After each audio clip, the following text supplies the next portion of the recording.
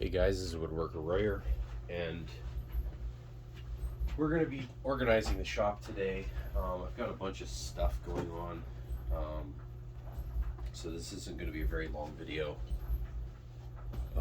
but it will be probably 20 minutes or so. I'm just going to real quick get my alarm set here.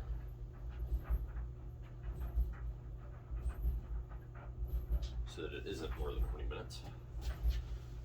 And we're going to be organizing this thing.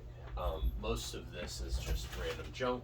It doesn't matter, but, well, not most of it, but some of it is random junk that doesn't matter, like these random bags.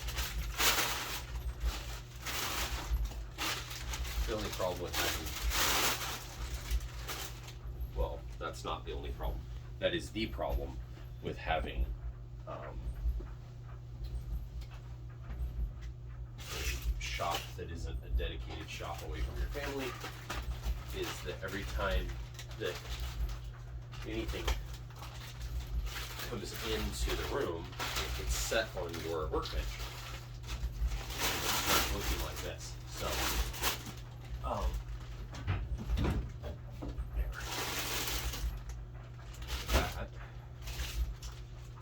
what we're doing with that, this thing is never going to be used, so we'll throw him over there in the never going to be used pile. As an update to the workbench, I got the casters and everything installed. I don't know if I ever uploaded the video on that or not, but I did delete the footage earlier today because I don't think it's that great. Whatever. So sorry if you're looking for that. It doesn't exist anymore. I do like those. I don't know what the brand is now. Hopefully their literature has it on there. PowerTech. The PowerTech casters. I do like them. I think they work okay. I don't think that they're, I mean, I know for a fact they're not the best casters in the world. They're not even they're not even very good. But what they are is they're relatively cheap. They're not even that much cheaper than the Rockler ones. I don't know if the Rockler ones are any good or not. But I think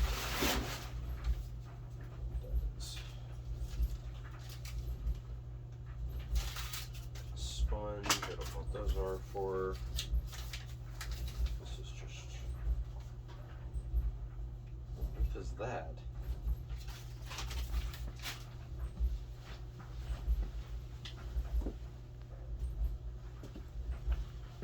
So, anyway. They're a few dollars cheaper than getting like the Rockler ones, and I don't know what the quality is like on those. I haven't used them, but those are like $80 a pop, like for a kit, and these are like I think 66, not on sale. I don't know if either one of them really go on sale. The Rockler ones do, but it's for like $70 or something, so it's still a little bit more expensive. And then you have shipping on top of that usually, so certainly when I was looking for it, it was like I was gonna have to pay shipping, and I thought, oh no, that's just not worth it to me. Like, you know, it's $5 or $6 shipping, okay, fine. You know, if there was something I needed, you know, from like McMaster car or something, I have to pay shipping from them, you know. But, you know, like even then, I had a couple things I was wanting from them, and it didn't make sense because it was like, you know, $100 worth of product, and then another, you know, like 15 or 20 for shipping. It was, or I guess it was only $11, which is like a flat rate or whatever, which is fine. I mean, that's totally reasonable. But from somebody it's like really big, I mean, McMaster car is big, but you know, somebody that does more normal person stuff, like Rockler or whatever, they should have a free shipping deal if you spend over a certain amount. And I was going to spend over $150, so it would have been well over whatever their certain amount was. But they just didn't have it. So it was like, you know, I'm not going to deal with it. And the other thing is they're a lot like Joann's Fabrics.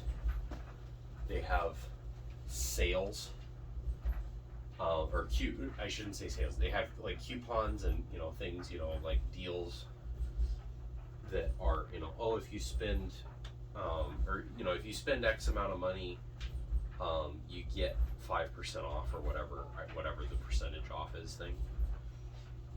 Well, that doesn't work if it's a sale item. Well, literally everything that you would want is either an exclusion to that or on a sale. So it's like if you're buying some random screws or a weird bottle, you know, a bottle of weird paint someplace or something, then that won't be on sale and you can get that deal. If you are buying like 30 bottles or something, you know, it's some crazy thing. So that the whole thing is completely marketing. It's just pulling you in to try and get you to buy the thing, and then it's like, oh, but, you know, now you have to look at this other stuff because you don't have enough money because everything you actually want is on sale, and it won't work in the deal. So it's just one of those things that it kind of bothers me. I like Rockler. I really don't like their marketing though, and I don't like I think their products are fine. A lot of them are really innovative and cool. But just expect to get, if it's on sale, that's the price you're going to get. You're not going to get free shipping frequently. You're not going to get, at least now, apparently. When I was looking at it, there was no free shipping that he had.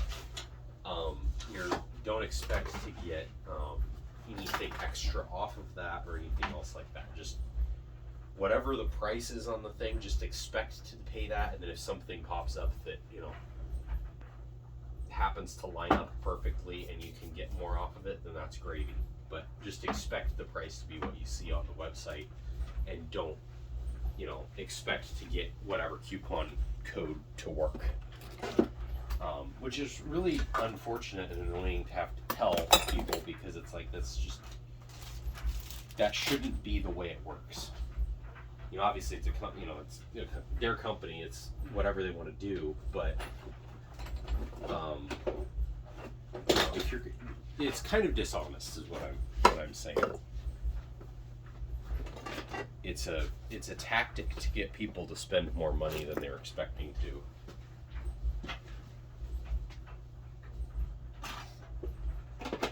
Which is literally marketing, but I don't know.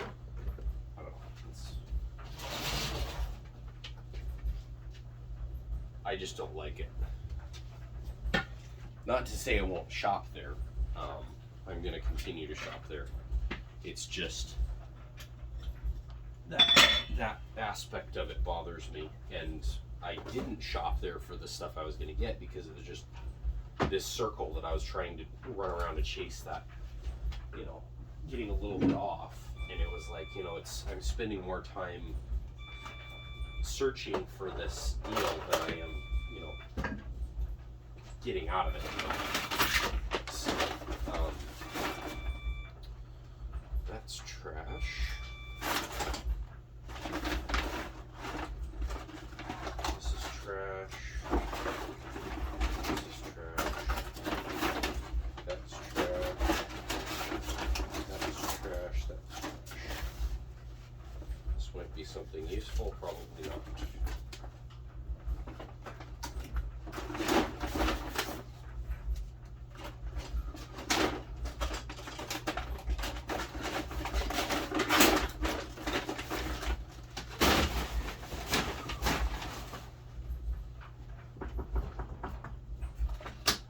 Okay, oh, that would actually be useful to have lying around.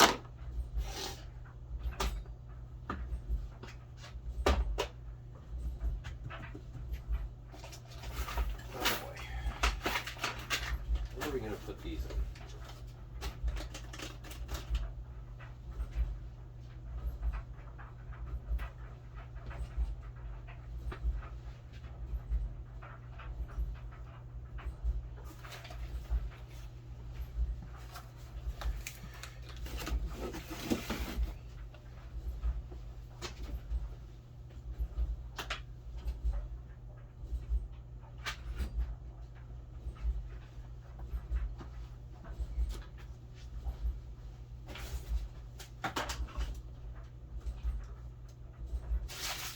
Trash. But as far as, I don't know about longevity, but as far as the initial quality of the thing, the PowerTech wheels and caster system and quick locking kit is actually really good. I like it. It's just, it's not the same quality as the specific double locking casters that I have for my main workbench, which is okay because it doesn't really need to be. It doesn't have nearly as much weight on it, and it is working fine. It's just not quite the same quality. It's not as smooth or anything like that, so it's a little bit disappointing, but it's not really unexpected. Realistic. I'm not going to keep that as well. This is where all the scrap junk is going. This one here, I need to have a bigger, more inclusive paper towel rack. Spirits. Got random bolts and nuts and random stuff all over here. I don't know why. Or where to put them, for that matter.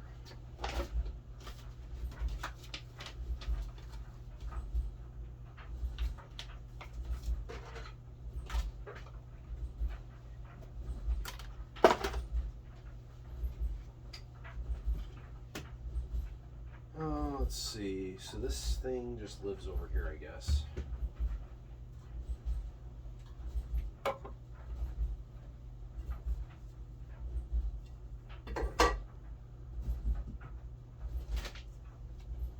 I've got to do a restoration on my little hatchet. Got a really nice, really good steel. Swiss-made hatchet / hand axe that I really like, but it got, I don't remember if it got left out in the rain or what. Something happened and it rusted really bad. Well, not really bad, it's mostly surface rust, but really bad being it rusted at all. And so I discarded it. I didn't discard it, I just like put it out here and I haven't done anything about it since. So at some point I need to get at that thing and then resharpen it probably. But hasn't happened yet.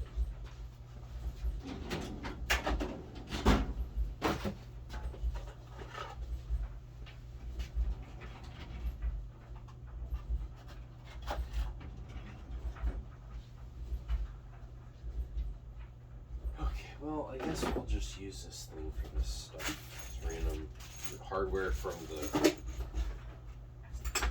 workbench, just random bolts and nuts and things. Matter of fact, I could put a lot of this in my random hardware box.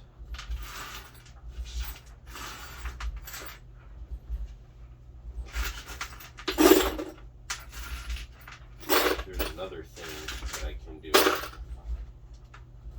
I'm not going to bother doing that right now. I got a new toy called a thread checker. This kit of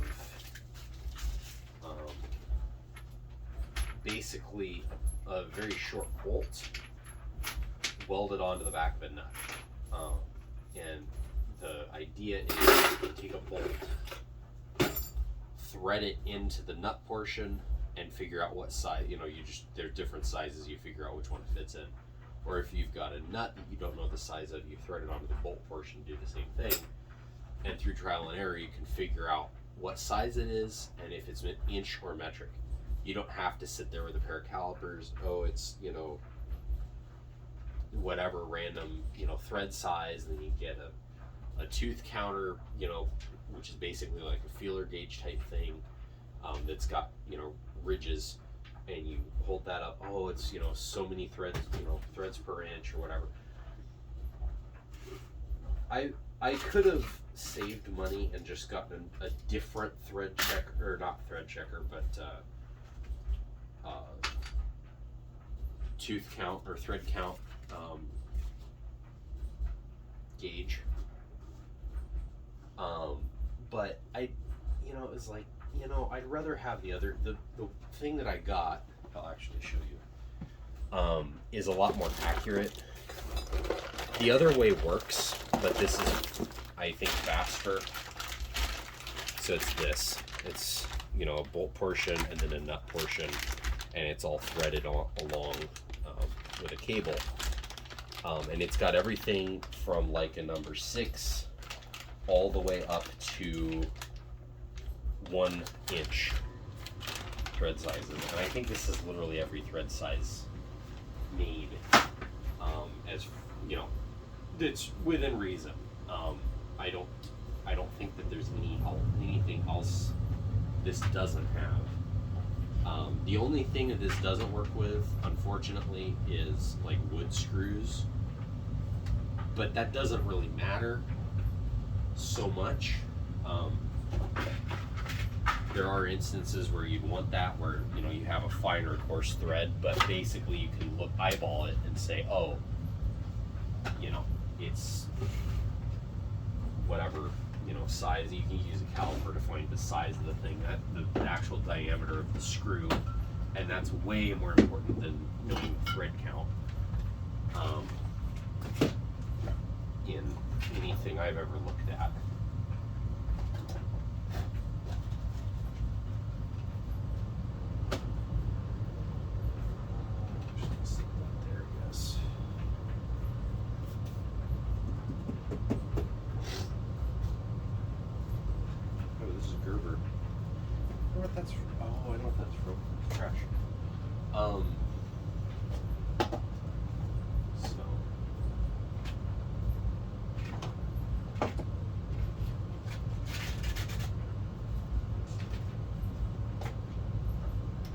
Scrap wood.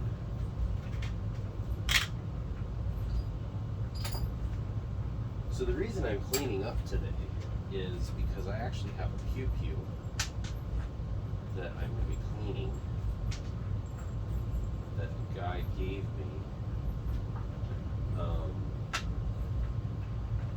that is really, really bad. I mean, I don't, it's been living in a house, basically a hoarder's house,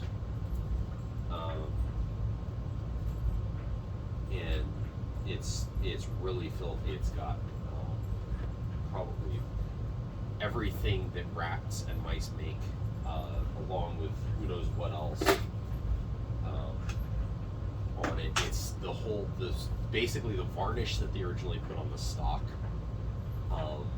is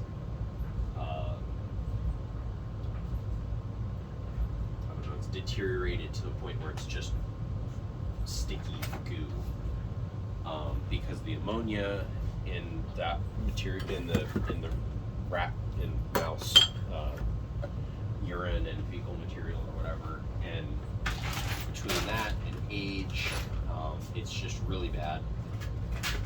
And so I'm gonna have to use denatured alcohol, which, if you're in a state that doesn't allow that, you look for stove fuel at boating shops. It's basically the same thing. I don't understand why they banned it. Honestly, I honestly don't understand it, because to be quite honest, I don't think that what they banned it for is an issue. Like their stated reason, I don't think it's an issue. And the other thing is, I don't think that people using it to clean paintbrushes or thin shellac, which is what you have to use. You have to use denatured alcohol for it. There's not any way to make shellac without that works well. You can do it with other methods, but it doesn't work nearly as well. I don't think the pre-mixed stuff I don't think it works as well. A, and B, I'm positive that it's a lot more expensive to get it pre-made, pre-mixed that way than it is to make it yourself.